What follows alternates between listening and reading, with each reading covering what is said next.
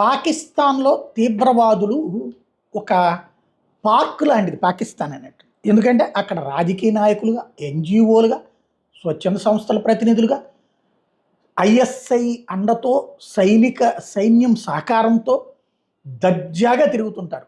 భారతదేశంలో అల్లకల్లోలం చేయడం కాశ్మీర్‌లోనో, ముంబైలోనో, ఇంకో చోట ఇక్కడున్నటువంటి ఆ పందులకి సంబంధించినటువంటి పిల్లలతో ఇక్కడ యాక్టివిటీ చేపిస్తుంటారు. అక్కడి నుంచి కొన్ని పందుల్ని ఇక్కడికి పంపిస్తుంటారు, తీవ్రవాద పందుల్ని.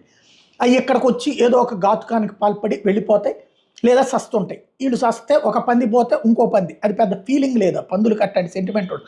ఒక కాకి చనిపోతే 100 కాకులు ఏడుస్తాయి. కానీ తీవ్రవాదులకు సంబంధించి ఒక తీవ్రవాద పంది చేస్తే ఇంకో తీవ్రవాది ఫీల్ అయ్యేదేం లేదు. ఇంకో తీవ్రవాది పుట్టుకొస్తాడనేటువంటిది ఆ తీవ్రవాదుల పుట్టుకకు కారణమైనటువంటి పాకిస్తాన్ వాడి ఫీలింగ్.